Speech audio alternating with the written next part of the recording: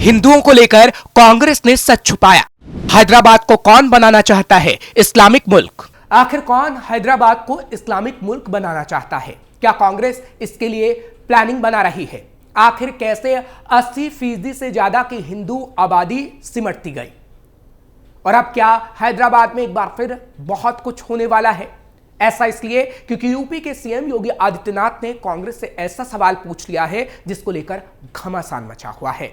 नमस्कार, capital TV देख रहे हैं आप, मैं हूं आपके साथ हर्ष भारद्वाज। इस वक्त प्रयागराज में महाकुंभ चल रहा है जिसको लेकर बयानबाजी भी तेज हो गई है। उत्तर प्रदेश के मुख्यमंत्री योगी आदित्यनाथ ने कांग्रेस पार्टी के राष्ट्रीय अध्यक्ष मल्लिकार्जुन खड़गे की तरफ से महाकुंभ बयान पर पलटवार किया है। योगी ने खड़गे के इस बयान पर प्रतिक्रिया दी है कि गंगा में डुबकी लगा लेने से गरीबी दूर नहीं होगी। सीएम ने कहा कि एक दिन उन्हें भी गंगा में डुबकी लगानी होगी। सीएम योगी ने एक न्यूज चैनल के साथ बातचीत में कहा, मल्लिकार्जुन नेता हैं और कांग्रेस के अध्यक्ष भी, देर सवेर उनको भी डुबकी लगाने के लिए महाकुंभ में आना ही पड़ेगा। तब वो खींच मिटाने के लिए कुछ तो बोलेंगे ना। जब उम्र बढ़ती है तो व्यक्ति सच के करीब आता जाता है। उनको इस सच को भी उजागर करना चाहिए कि उनके परिवार के साथ देश की आजादी के तत्काल बाद हैदराबाद के निजाम के रजाकारों ने क्या व्यवहार किया था। हैदराबाद के निजाम और उसके रजाकार कौन थे? इस सच्चाई को जिस दिन वो स्वीकार करके जनता जनार्दन के सामने बोलेंगे, उस दिन वो सच्चे कहलाएंगे। हालांकि महाराष्ट्र चुनाव के दौरान भी योगी ने ऐसी ही बात कही थी जब वो महाराष्ट्र एक चुनावी रैली को संबोधित करने पहुंचे थे। इस दौरान उन्होंने कांग्रेस अध्यक्ष मल्लिकार्जुन पर निशाना साधा था।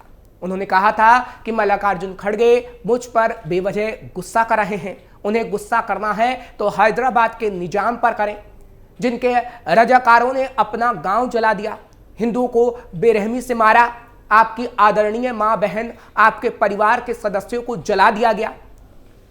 यह सच्चाई देश के सामने रखी। दरअसल खड़गे ने झारखंड में चुनाव प्रचार के दौरान योगी आदित्यनाथ पर निशाना साधा था।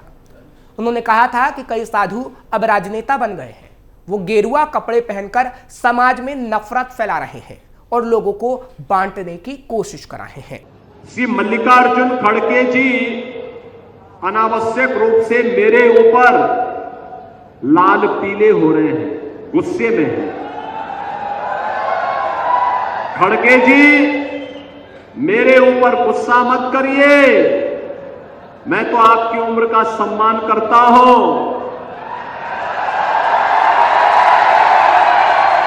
आपको गुस्सा करना है तो निजाम पर करिए, हैदराबाद के निजाम को। जिस हैदराबाद के निजाम के रजाकारों ने आपके गांव को जलाया था, हिंदुओं की निर्मम हत्या की थी, आपकी पूज्य माता को, आपकी बहन को, आपके परिवार के सदस्यों को जलाया था, इस सच्चाई को देश और दुनिया के सामने रखिए कि जब भी पटेंगे तो इसी प्रकार से निर्ममता से पटेंगे। ये सच्चाई रखिए। आप वोट बैंक के लिए इस सच्चाई को देश के सामने रखने से कोताही कर रहे हैं, देश के साथ धोखा आप कर रहे हैं। मैं तो एक योगी हूं। इस बयान के बाद भी कांग्रेस और बीजेपी के बीच ठन गई थी और इस बार भी ऐसा ही देखने को मिल रहा है, जिसके बाद अब हर कोई यह जानना चाह रहा है कि हैदराबाद के निजाम और उसके रजाकार कौन थे और हैदराबाद में ऐसा क्या हुआ था। तो आज उसकी पूरी कहानी हम आपको बताएंगे। कौन थे रजाकार और निजाम? रजाकारों को जानने से पहले एक बार हैदराबाद के आखिरी निजाम को जान लेते हैं, जो उस जमाने में देश के सबसे अमीर लेकिन उतने ही कंजूस और अय्याश शख्स माने जाते थे। उनका पूरा नाम था मीर उस्मान अली खान सिद्दीकी असफ जाह। कहा जाता है कि वो टेबल पर रखे दस्तावेजों को पेपर वेट की बजाय हीरे से दबाया करते थे, लेकिन खाने में टीन के बर्तनों का इस्तेमाल करते थे। हैदराबाद रियासत के इस नवाब का सियासी दिमाग खूब चलता था। उन्होंने हर उस सत्ता से दोस्ती की जो हैदराबाद के पड़ोसी राज्यों के खिलाफ थे, खासकर अंग्रेजों से। यहां तक कि जब पूरे देश में अंग्रेजी हुकूमत को हटाने की मुहिम चालू हुई थी, निजाम अपनी वफादारियां अंग्रेजों से निभा रहा था। सत्ता बचाए रखने का उसके पास यही हुनर था जो बहुसंख्यक हिंदुओं वाली रियासत भी भारत की आजादी के आंदोलन का सीधा हिस्सा नहीं बन सकी। निजाम की थी हैदराबाद को अलग मुल्क बनाने की ख्वाहिश। निजाम के पास अपने दिमाग और अंग्रेजों से दोस्ती के अलावा एक और ताकत थी, वो थे रजाकार। ये आम लोगों से ही बनी एक फोर्स थी जिसके पास हथियार चलाने का थोड़ा बहुत प्रशिक्षण हुआ करता था। ऊंचे ओहदे पर बैठे लोग काफी ट्रेंड होते थे और उनका काम था लोगों को रजाकार बनने के लिए उकसाना। इनमें से एक था हैदराबाद का रिटायर्ड अधिकारी महमूद नवाज खान। महमूद ने मजलिस इत्तेहाद उल मुस्लिमीन नाम का संगठन बनाया। इस चरमपंथी संगठन का मकसद था हैदराबाद को मुस्लिम देश बनाना। निजाम की इच्छा भी इसमें शामिल थी। संगठन के कुछ नेताओं ने आगे चलकर एक पैरामिलिट्री फोर्स बनाई जिसे रजाकार कहा गया। रजाकार एक अरबी शब्द है जिसका मतलब है स्वयंसेवक। इसे अल्लाह का सिपाही भी कहा गया। यह आम लोगों से बनी वो सेना थी जो वक्त जरूरत हथियार उठा लिया करती थी। मूल रूप से ये लोग अरब और पठान थे, लेकिन फिर स्थानीय लोगों से घुल मिल गए। इसके साथ ही रजाकारों की ताकत बहुत बढ़ती गई, साथ ही उनका आतंक और कट्टरता भी बढ़ती चली गई।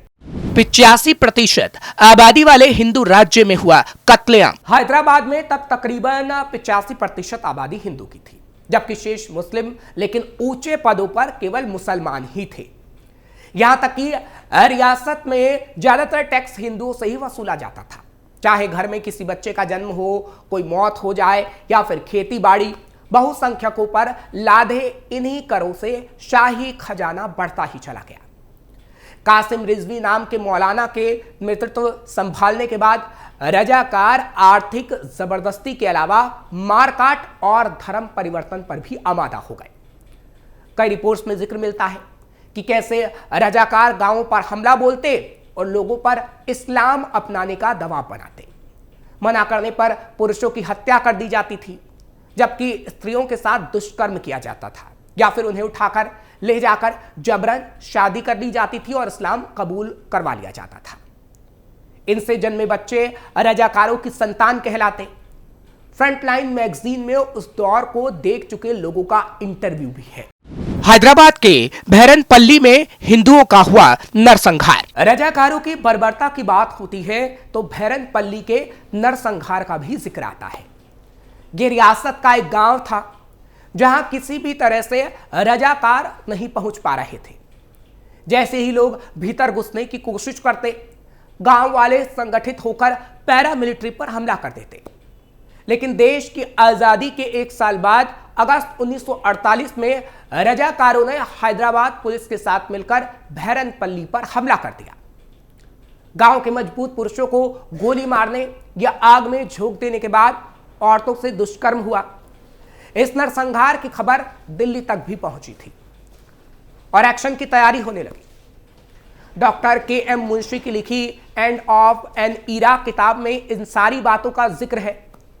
मुंशी हैदराबाद में भारत के एजेंट जनरल थे।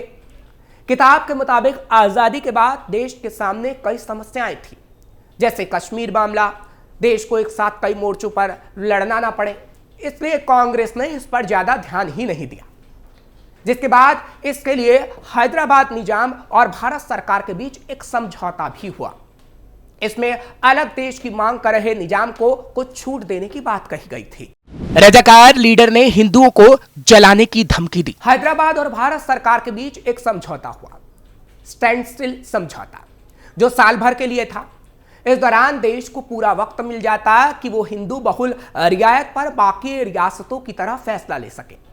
हालांकि समझौते का फायदा उठाते हुए उस्मान अली के रजाकारों ने आतंक मचाना शुरू कर दिया। तत्कालीन राज्य सचिव वीपी मेनन की पुस्तक द इंटीग्रेशन ऑफ स्टेट्स में रजाकारों के नेता कासिम रिजवी के एक भाषण का जिक्र मिलता है। उसने कहा था कि अगर भारत ने हैदराबाद में घुसपैठ की कोशिश की तो उसे 1.5 करोड़ हिंदुओं की राख और हड्डियों के सिवाय कुछ नहीं मिलेगा।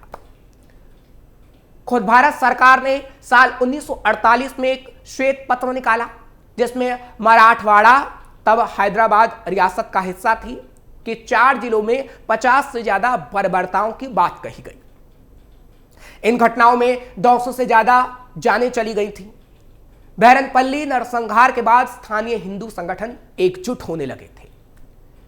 इससे तत्कालीन कांग्रेस सरकार पर दबाव बढ़ा कि वो समझौते को नजरअंदाज कर कत्लेआम मचा रही पैरामिलिट्री पर एक्शन ले। 13 दिसंबर 1948 का वक्त था जब आर्मी ने ऑपरेशनल पोलो सैन्य अभियान शुरू किया। तब पता लगा कि रजाकारों के पास ना तो ताकत थी ना ही संगठित सेना। आखिरकार निजाम ने अपनी बर्बर सेना को इंडियन आर्मी के सामने सरेंडर करने को कह दिया। रजाकार मान रहे थे कि पाकिस्तान इस जंग में उसका साथ देगा, लेकिन अपने ही मुद्दों से जूझते उस देश के पास हस्तक्षेप की ताकत नहीं थी। 18 सितंबर को रजाकारों के नेता कासिम रिजवी के अरेस्ट के साथ हैदराबाद का भारत में विलय हो गया।